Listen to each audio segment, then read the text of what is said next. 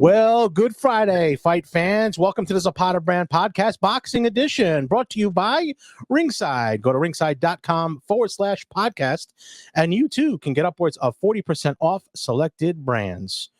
Well, big fight week this week. Gervonta Tank Davis, Frank Martin, but we're going to start off with some big news going on in the boxing game and who to bring on. But Kevin Iole, my buddy from KevinIole.com. Kevin, how are you? I'm doing great, George. How are you, pal? Good. Just when we thought we'd have a real good fight coming together and no nonsense outside of boxing, a surprise curveball thrown yesterday. Leonard Ellerbe out as CEO of Mayweather Promotions. You're over there in Las Vegas. What did you hear and what do you got on it? Well, there had been a good relationship between Richard Schaefer, the new head of Mayweather Promotions. He's not the CEO yet. So Leonard held the title of CEO. Richard Schaefer is not sure what his title is going to be. So he is going to run the business for Floyd, and they're going to move the business from Las Vegas to Los Angeles. So that is a big change. So they're going to go from no taxes to high taxes. So that was kind of an interesting. But I think, Floyd had a relationship with Richard from when Richard was at Golden Boy. And when he decided to move on from Leonard Ellerbe, I think Richard made the most sense for him, right? He's run a promotional company before. He's built it from the ground up. And really, Mayweather right now, they could use a little infusion of excitement. And I think, so from Floyd's standpoint, this was a really good move. Well, let me take you back a little bit. When De La Hoya fought Mayweather, they did have a good relationship. I've seen numerous pictures and accounts of them having a good relationship. Sure. When Golden Boy removed Schaefer, or Schaefer removed himself from Golden Boy, wherever it was, I thought for certain Schaefer would quickly move in to go to Mayweather because it seemed like they had that kind of relationship. And even Mayweather talked, didn't bash him, was like, oh, that's a shame, and was saying. So I thought then. But now you had Ellerbe. Was this something that was a mutual disagreement, or was there some tension here underlying that we don't know about? Yeah, I mean, they're saying that it is a mutual thing, George. But I think, hey, it's pretty obvious that, that Leonard was forced out. There was rumors going around early in the week. And, the crazy part in boxing is there's always rumors. Rumors that Top Rank was going to be for sale. We heard that it was going to happen, at Christmas time, it was going to happen in a couple of days, right? I think you and I talked about that. All these crazy things that go on. So, sometimes unless you hear it from a really, really credible source where you say, I know this person's in a position to know, you kind of dismiss those. And I give Sean Sattel a lot of credit. Sean Sattel interviewed Ellerbe this week and directly asked him, and Ellerbe said, no, it's not happening. But of course it was. And the news finally broke, and Floyd decided to release it last night. But, I think obviously they want, Leonard is a good man. Let's start with that. Leonard is a very good guy. And I think Floyd likes Leonard. And so they've had a relationship of over 25 years. I think Floyd wanted to help preserve as much of Leonard's dignity and not say Leonard Ellerbe has been fired. This is not like a baseball or a football coach, losing his job. And I think he wanted to try to, help preserve Leonard's dignity. But the truth of the matter is, that Floyd decided to make a change at the top. A couple things here. Number one, is Mayweather Promotions, do they have to have Floyd Mayweather involved? Because it just seems like they don't have many people there. They don't have a lot of excitement going on. And that leads me to the second part is Floyd's all over this fight, and he has nothing to do with the fight coming up Saturday night. He's all over it, but not in a good way. He tweeted out that the fight was canceled. Right, but still you have Floyd is stirring shit up. Like there's stuff going on here with Floyd. So it almost seems like he can't get away from being the center of attention in a fight.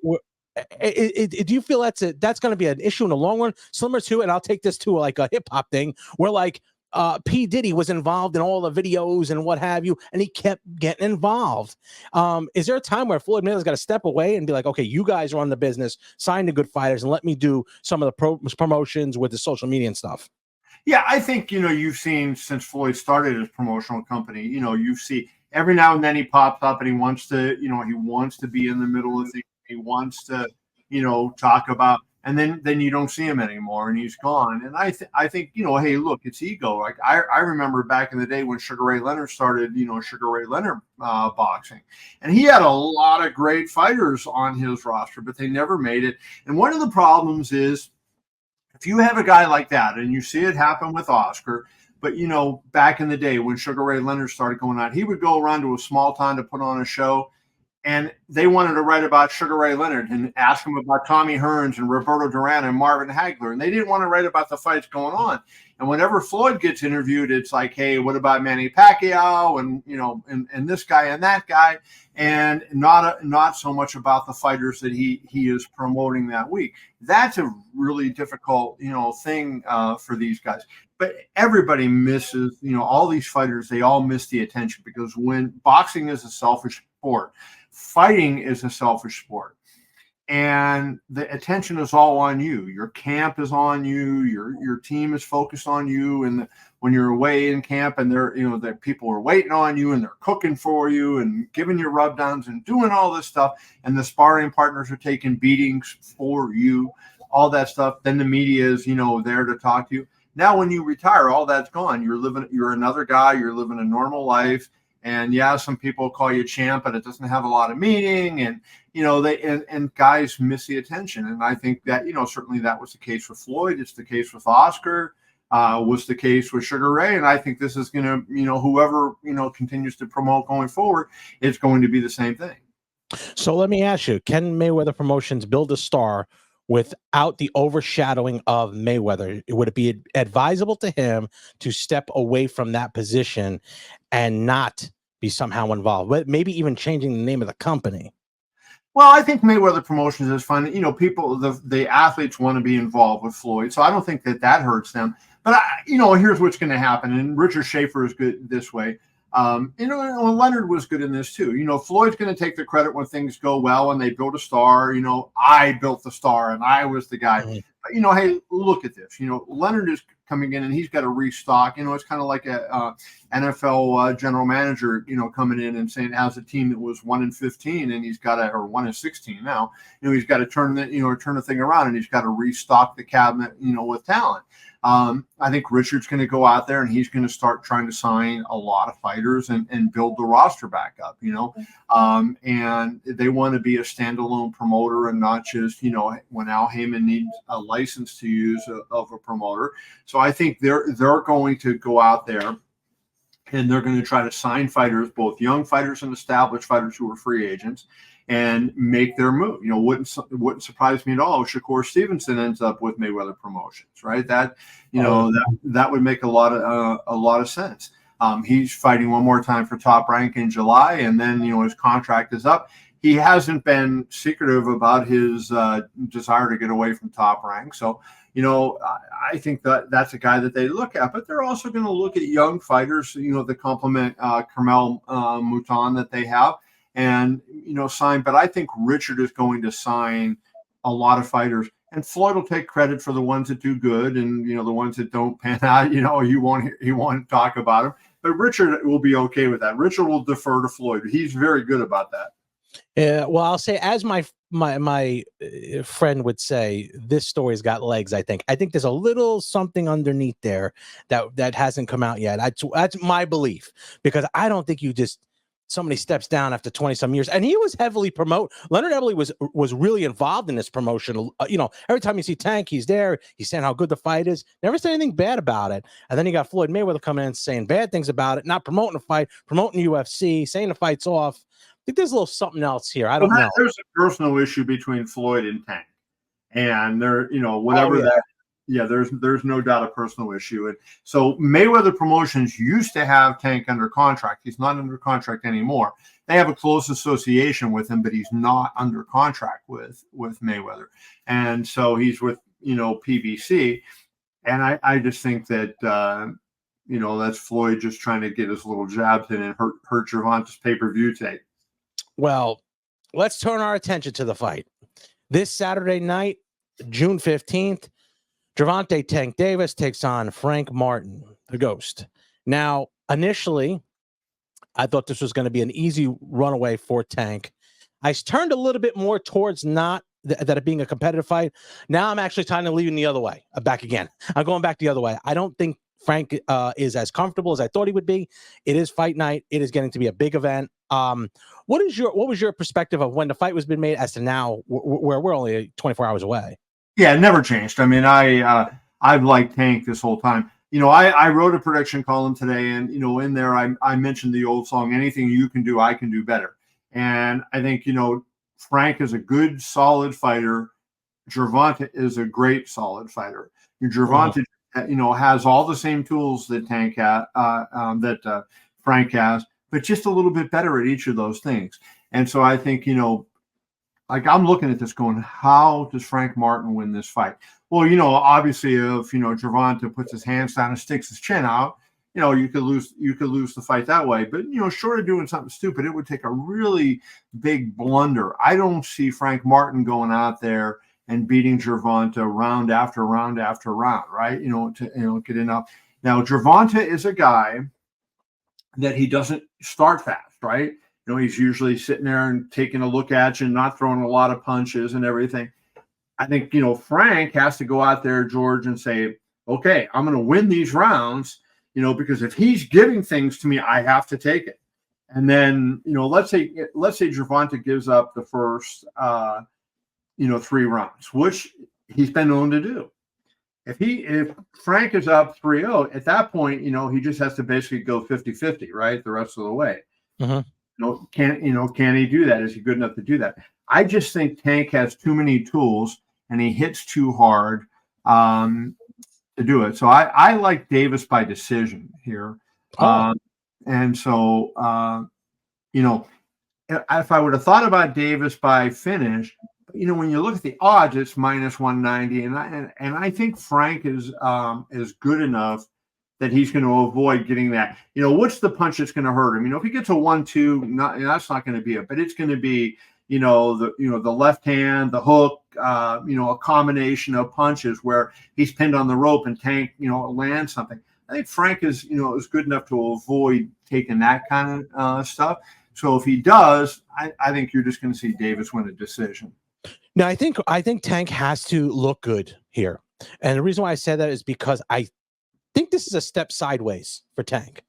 I think he has to either fight someone like a Shakur coming up and not stumble here, because I think he has to really get the momentum going here. If he wants to step out of that shadow from Floyd Mayweather and be the face of boxing with Prime and what have you, this fight has to be big. Do you look at this as a sidestep or a step up? Because he really doesn't put too many. I don't think it's a huge step up, right? I mean, hey, let's look at the fights that Tank has fought.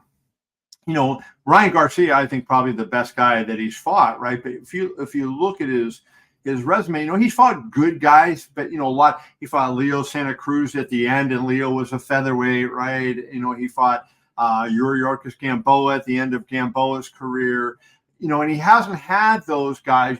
He hasn't seen, as you mentioned, Shakur. He hasn't seen Devin Haney, or Sabril Matias, or Teofimo Lopez, or William Zepeda. There's a lot of guys out there, that he, what I said Ryan Garcia was the best, and I'm going to change that. I think Pitbull Cruz is the best, right? Okay, yeah. I forgot that he fought Pitbull. I think Pitbull Cruz, was a good fight, and Pitbull Cruz, gave him a hard fight, right? So I think Tank, I'm not dogging Tank, but I'm saying, there's this reality distortion field around him that, because Leonard and the people at Mayweather Promotions would routinely say Tank is the best, Tank is the biggest star, that everybody accepts it. And when you start looking more closely, you go, okay, he sold, but do you honestly think that he sold $20 million worth of tickets against Ryan Garcia? Did people pull their money out of their wallet, pull their credit card out and put it down, and that stack up to be $20 million? No way. They, there was comps, and there was, they can manipulate those numbers to make them look like what they want them to look like, right? I'm going to guess that gate was more like $8 million, which is still a huge gate, but a far cry from a $20 million gate that, that it looks like he has. So I think, there's a lot of smoke and mirrors when it comes to who Tank Davis is and what he has done. And I think they need to push him up to the next level. Now, I'll say this. Tank has never been a great guy in the media because he's not, he hasn't been the greatest talker, right? So he's been a guy that you want to see him do it. That was his thing. But I thought at the Ryan Garcia fight, he did a lot better, right? Especially post-fight. He was really good post-fight. And if we see that guy going forward, and I think that's going to be something Richard Schaefer stresses to him, right, is how you carry yourself and how you promote yourself, and you're going to make your big money by doing these things. Then, then I think, so I think Tank has a chance to be this massive star, but I don't think he is there just yet. No, I think you're right. The maturity that he's shown in his last, or the Ryan Garcia fight, even maturity going into this fight, although him and Frank got into it a little bit, where that was more of a, where where they were at, they were at a place where it was Gilly, the king, whatever that guy is. And so it got a little wild there. It got, his trainer involved, Calvin Ford got involved, Derek James got involved. So it was a little bit, but other than that, I think his attitude has changed a little bit. Very, very mature. Some of the outside things I never liked about it, but in the last couple fights, I've said, oh, wow, this guy definitely is starting to come on a little bit. So you're going to stick with that. I'm going to say Frank's going to get knocked out early. I have a gut feeling between 4 and 6. I don't think he's going to be able to keep him off. I think Tank needs to make a statement here, and he might want to do it now. Then it propels him to a bigger show. Because Frank, I like Frank, but I don't think he's came into the sport late. This is all Tank's ever done since he was 7, 8 years old. It's just going to be a little much. Yeah, I think we're on the same wavelength. I can see a knockout, but I think Frank is a good enough boxer, and he's smart enough. He has a good coach. I think that they'll come up with a plan. Bud Crawford, though, is different than Tank Davis, right? And I think, so a lot of people are making the comparison, Spence and Frank Martin both with Derek James. And now, but I think, Bud Crawford is a lot different than Tank Davis. And, while I think Gervonta is good, I think Gervonta still has much to prove. And I think part of it is beating a guy like this, right? Go out there and beat this guy and do it authoritatively and show us. When Floyd Mayweather made his first step up fight, that was against Diego Corrales. And what did he do? He went out there and he knocked this guy down 5 times and stopped him, right? That was a huge, win for Diego Corrales. And I think that is what, the kind of thing that Tank needs to do. Was that a 50-50 fight, Corrales and Mayweather? Do you remember? There was a lot of people picking Corrales to win that fight. Okay. A lot of people at that time thought, Corrales would win that fight. Now, Mayweather did a great job of psychological warfare, and I remember after the press conference, I was walking at the front of the MGM with some of my friends, and Floyd and Diego were waiting for their cars at the valet. And oh my God, was Floyd's team just in his head. And Diego looked at us, me, and there was a radio guy, Dave Koken, that I'm friends with, and another guy, and he just had this resigned look. It's like, oh, not even now, right? And Floyd just really got into his head and kind of played a mind game on him. This was after the fight? Before the fight. Oh, before the fight. Oh, I thought you said after the fight. I said, geez. He didn't let up on him. Oh my God. Well, let's switch a little bit now into some of the other big news that's going on this week. UFC 303, Conor McGregor, Michael Chandler out. Conor's out. So let's just say that. Fight is off, what have you. Alex Pereira steps in. A good fight. Good fight to this is the second time Pereira stepped in to save a show here. What's going on with Conor here? What's your thoughts? Now, I read your article, but what's your thoughts here? Conor is going to be 36 years old next month. 1 month from today, as we record this, Conor will turn 36 years old.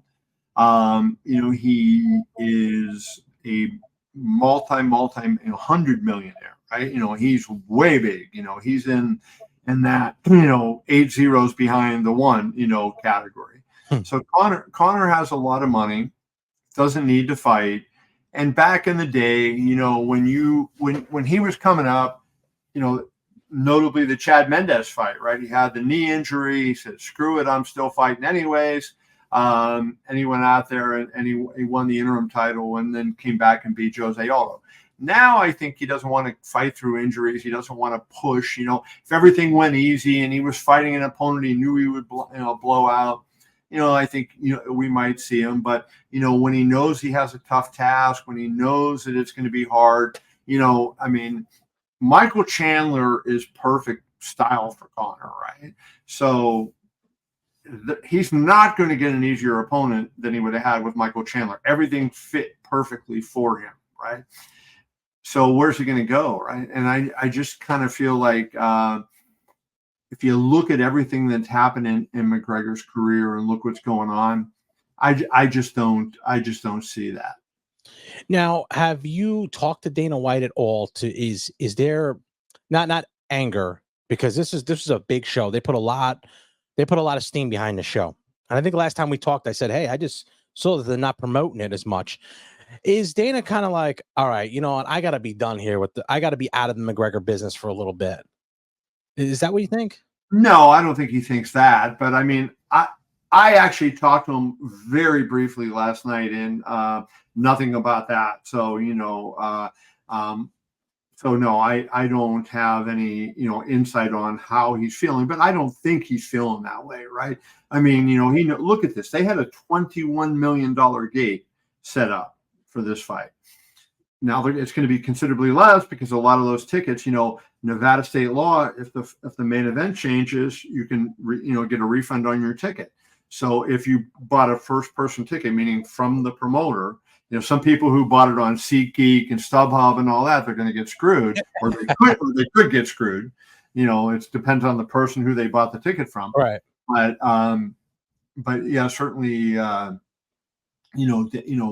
I think Dana, if Conor said he wanted to come back, would give him the shot because of how big he is. But I think you look at it and you go, he's what is he now? He's lost 4 of his last 7 in MMA. Mm-hmm.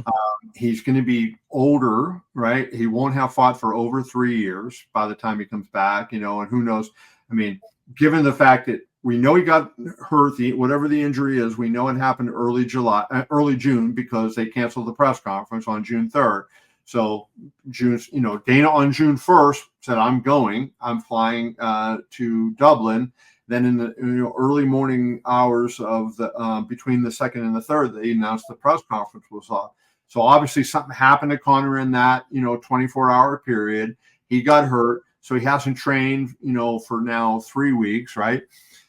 So now he's gonna, if they even try to reschedule, which I'm sure that they won't. But even if they tried to reschedule, now they got to give Conor time to start training again and get back in. And I just don't I don't see how. I just don't know that Conor wants it anymore. I think Conor loves being a superstar. I think he loves living on a yacht.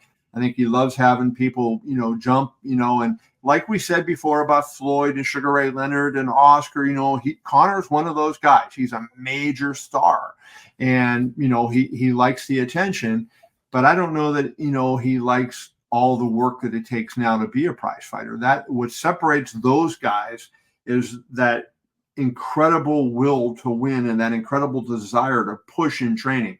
And when you lose that, it's hard to get it back. So let me ask you, let's say Conor escapes the picture for the time being, if not forever. Who do you see on the horizon, if there is one, that they're going to try to kind of put that spotlight on and put the rocket to? They, I don't think that they pick who the stars are going to be, right? I think what they do is they react to what they see. So right now, what are they doing? What do you see them doing? They are really pushing Alex Pereira because they realize, what a great story he's got. So I one of the things I said to Dana White last night when we talked is I noted, I said, look at what Pereira is doing. His last step, this will be his 7th fight. He's fought 13th time, 7 of those last 7 fights are all against current or former champions. Now, Strickland wasn't a current or former champion when he fought Strickland. Strickland won a title after, but all the other ones were champions, either the reigning champion or had been the champion. And the same thing will be true of Prohaska when he fights him, right? So this is going to be Alex's 13th MMA fight. This will be his 7th consecutive UFC champion he's fought. More than half of his career has been against champions, UFC champions. And I think that says something. He's a knockout puncher. People love that. You know, he's got a great backstory. And even though he's not like Conor, he's not the good, talker with the jokes and everything, he's a likable guy. He's got a good story. And I think he's the guy that they're going to ride now. Nasty guy too. The guy can fight. Have it real nasty, really nasty. But also Dana took a 1-2 combination here. Khamzat out now for his fight. And that was a guy. He's a monster. That guy's a monster. What happened there? Do you have any insight? Well, Khamzat is ill. He was sick, really badly sick. He's gone to the hospital a number of times. His manager, wrote on Instagram, said they tried like crazy, to get him well, but he has had health issues ever since getting COVID in the fall of 2020, and he hasn't really been right ever since, and there is a thing called long COVID, and Jonathan Taves, the Blackhawks player who was their captain for so many years, he got it, and that was part of the reason why Jonathan Taves retired, right? Because he had long COVID and the effects that it had on him. I don't know that Khamzat has long COVID, but that sure does look like he might have it because he's getting these bouts where he gets ill. It's not like he's tearing up his knee or hurting his back or he had a cut, and he can't fight. I mean, he's getting sick. And for healthy athletes who, he's eating the right way, he's working out, all this, that's unusual. So it's really a shame because, this is a guy that had a chance. I don't think this is hyperbole to say he had a chance to be an all-timer. Now, his first couple fights were not against, legendary figures, right? He debuted against John Phillips, then he beats Reese McKee, then he beats Li Jingliang, and then he beats Gerald Mearshart. So he's 4-0 there with 3 first-round finishes and a second-round finish. And I think he had took in those 4 fights 1 significant strike against. Those guys weren't legendary figures, but they're UFC fighters. They're among the best of the best fighters in the world, and he just made them look like bums. And I think this guy had the kind of talent to really be a legendary fighter. But now, a little bit similar to Conor. I don't think it's that the money is the issue here.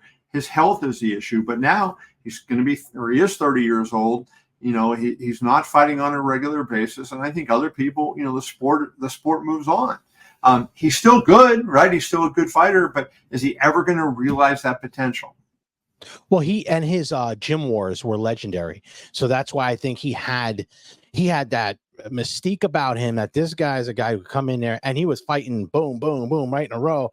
Now you put the brakes on. I think you're right with the long COVID there. There's something there. Ever since he had that, and I know one other guy who's had it. He's a guy that I know, and it's not the same. He says there's just something wrong, and you get sick quicker. You get sick like right away. And it takes a couple. It's not like a regular cold. So that's the one thing that I worry about him down the road. And you wrote about all these stories that we're talking about here on KevinIole.com. So before I go, I wanted to touch on a couple of things before we go, because you can get these stories there.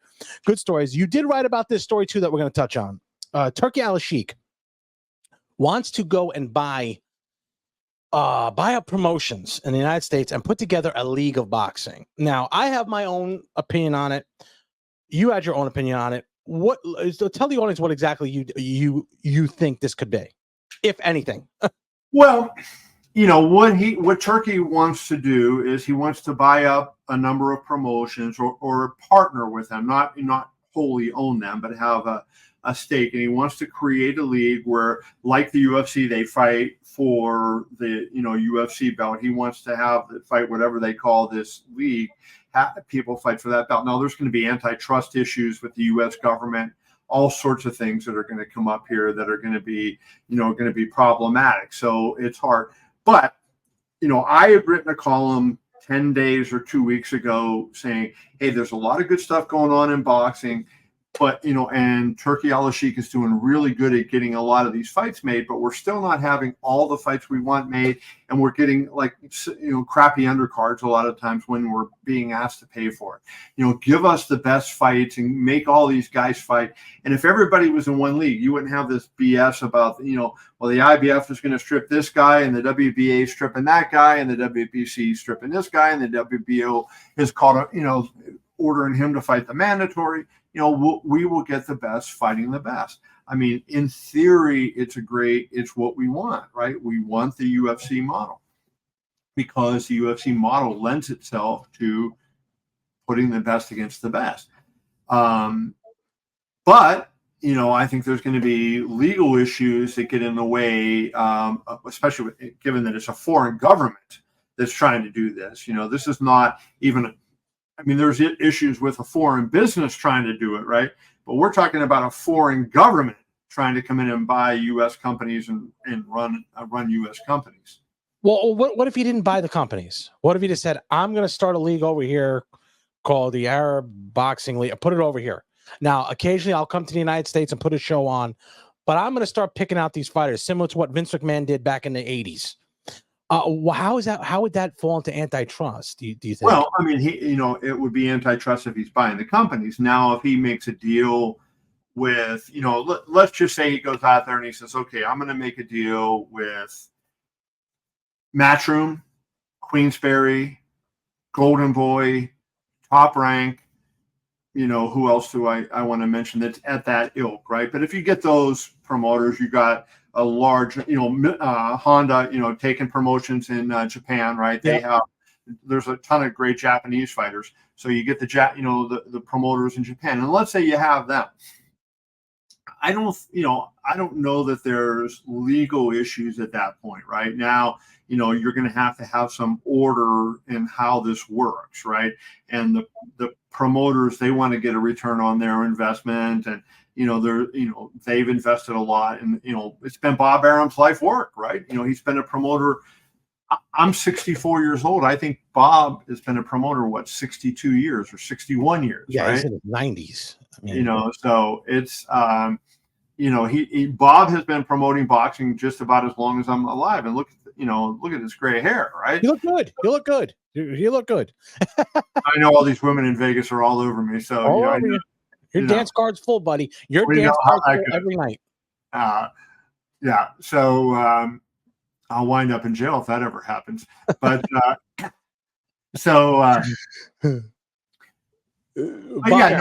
I think that there are obstacles in the way. But I think in theory, if we can go and we can say we're going to take these great fighters, we're going to put them all under one roof. And what he wanted to do was get 15 fighters a weight class and 12 weight classes, and then just have a league and have everybody fighting. I think that's the way to do it, because boxing is awesome. Like, think about this. Boxing is now in a mess, not because the sport is not good. Now, certainly in the 80s, it hurt. Dooku Kim died on national television, and there was a couple other people that died in prominent fights around that time. That hurt boxing. But boxing is where it is today, and as a secondary sport, because of the way the people who ran it conducted their business. If it had been run like the NFL, if it had been run like the NBA, if it had been run like the UFC is run, we wouldn't have this issue now. But these people, they were trying to make a score on one night and just, hit the jackpot on one night. And they didn't have a long-term vision for the sport. And no business is going to be good long-term. In the short term, you need to have a long-term, plan. And I think that, George, is what Turkey's plan would bring. There would be a structure and a long-term vision. And we're not going to have these goofy things. This guy doesn't want to fight that guy because, who's the A side? And let's bring Tank Davis in, because I wrote a column this week about Tank, right? And one of the things I said, is I want to hear Tank after the fight. Let's assume he wins.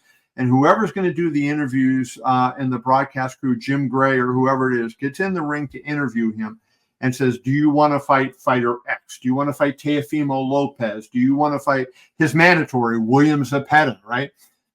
What I want from Tank is to say, I want him and I want all these other guys because I'm going to kick their bleeping asses.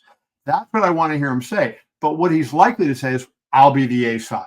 That's what he says all the time. The fans don't care about the A side, who the A side of the B side is. There's some small segment of fans who are bizarrely into this, right? And why they care who the A side is and who the B side is, right? You know, you want to see good fights. And so what do you care about what, you know, who's getting what percentage, right? Make the fight happen. But the fans at large, boxing fans, or the hardcore boxing fans that we talk about, George, like you and I are like less than 1% of the overall group. And so you're really not getting much penetration of boxing fans. But if you had a business plan and it was run, and we knew, hey, every Saturday there's going to be a fight on TV where there's going to be 3 damn good fights on TV. Mm-hmm. And the winners are going to fight each other and blah, blah, blah, blah, blah. This sport would rise because it is a inherently entertaining sport and people love it. And you've been at fights and I've been in fights for 40 years. And believe me, when there's a moment where the guys are going at it, the roar and the sound and the emotion in that arena, there's nothing like it. Mm-hmm. But they got away with that because they didn't know how to run their business. And they got away from that because they didn't know how to run their business. And we got to get back to that. And that's what I wrote. And then a week later, Turkey Al-Sheikh, I guess, stealing my ideas, right? You know, came out and said he's going to do this. So we'll see how it plays out. I think there's a lot of obstacles there for him and for the General Entertainment Authority. But I tell you what, maybe I should get a job with the General Entertainment Authority. Well, I was going to say, I have an idea, but I'm not going to let it go on the air because who knows if Turk is listening, he might take my idea. I got a great idea that would work. And I'm telling you, it would be good for everybody. Everybody would make money. And the belts would kind of mean nothing, but it's a great idea. And I'll tell you off the air because I'm not telling you because you're going to take my idea like you took yours. But lastly, Kevin, I was at the Hall of Fame last weekend. I was there. I didn't get this chance to see you, but Fred Sternberg went in. A good friend of yours, Fred Stern. He said the same thing about you. Don't worry about it. A good friend of ours, very, very good, close to Dennis. I have no idea why, but a great guy. Could you give me a little bit about Fred Sternberg and why he is deserving of being in the Hall of Fame? I'm going to tell you why I think Fred Sternberg should be in the Hall of Fame, and I'm going to start with another PR person from years back that I knew. Teddy Brenner was the PR person for Top Rank. But before Teddy started with Top Rank, and he worked, excuse me, not Teddy Brenner, I apologize, Irving Rudd. Before Irving started with Top Rank, he was doing PR for Yonkers Raceway. And he went in, the season was going to open in April or March, whenever the horse racing season opens. And so he went to the local papers and he said, hey, can we get a story about, the Yonkers racetrack opening? And they all were saying no, there was something going on and they didn't, have space to devote to Yonkers' opening the raceway. So what did Irving do? Irving went out and he misspelled Yonkers on the sign. He said, Yonkers Raceway now open. And he spelled Yonkers, Yonkers. Well, guess what happened? Somebody called the newspaper and said, Yonkers misspelled the sign. And the picture was taken. It was put in the newspaper. And on the front page of the paper, Yonkers Raceway now open. And he got it in, right? That's Fred Sternberg, right? Fred thinks outside the box.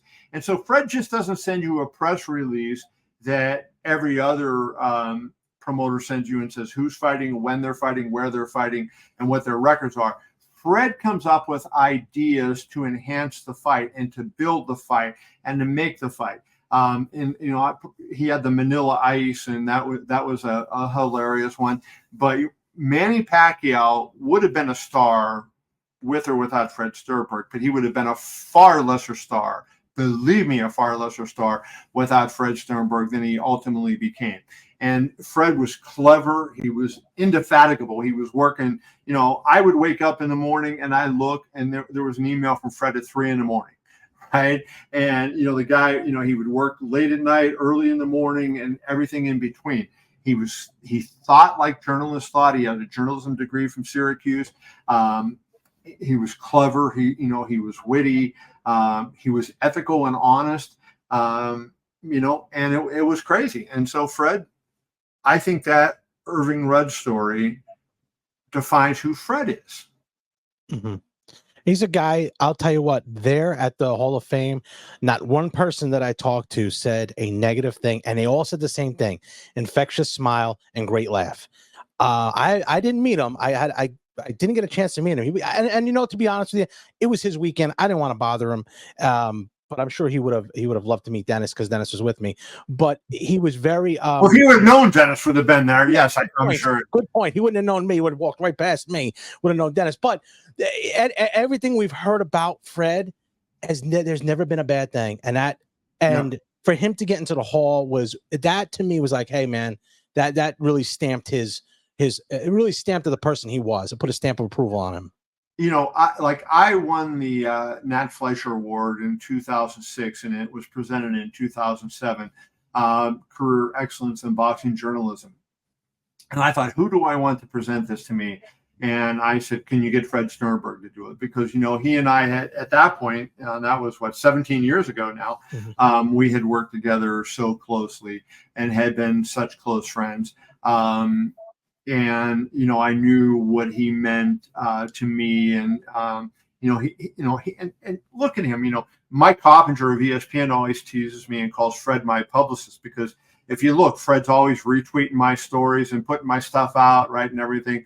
And he's just that kind of guy, right? And I could never pay him for all the help he's been to me. But I mean, I think people in boxing recognize. Look what he does, and he gets results for the promoters and for the fighters. They make more money, they get more attention because Fred does this thing. He is by far the best, and he could have done anything he wanted. He could have been the head PR guy for the NFL or whatever you want. That is how he is. He's going to work on this Tyson Jake Paul fight for Netflix. No, he's not Tyson's PR guy, and he did do PR for Tyson for a while, and I have a really funny story I could tell you about that. But yeah, but you watch what happens when they kick that fight back off and the promotion off. What Fred does and the attention he will bring to that, and how he elevates that event. Yeah, it was a tremendous honor to see him get in, and the Hall of Fame weekend was great as it was, and. It couldn't happen to a better guy. He's always been very good. And he is the best, the classic guy. He won the Good Guy Award from the Boxing Writers Association years ago. It was in Vegas, right? So it was the show in Las Vegas that he won it at. Really well deserved. And I have the utmost respect for Fred, and I'm grateful to have him as a friend, and I was lucky to have him helping me over the years as a publicist. Well, this weekend, again, we go for the fights and the people dropping out, Mayweather and what have you. It was a great talk here. We had an impromptu because I fell asleep. So I was I woke up to your text. Hey, you ready to go on the podcast? I'm thinking, oh my God, I forgot. I fell asleep. 10 dozens of bagels burned because George fell asleep. I fell asleep on the couch. Didn't realize it. Unbelievable. But anyway, Kevin Iole at KevinIole.com. Always good to see you here. And anytime you get on, please go to KevinIole.com. You got the best combat sports news. And go to his YouTube channel. Subscribe and like to there too, as do this one, the Zapata Brand Podcast. Kevin Iole, good seeing you again, buddy. All right, man. Tell Dennis I said hello. I will. Thanks for watching the Zapata Brand Podcast. Please subscribe to the podcast and listen where all podcasts are available.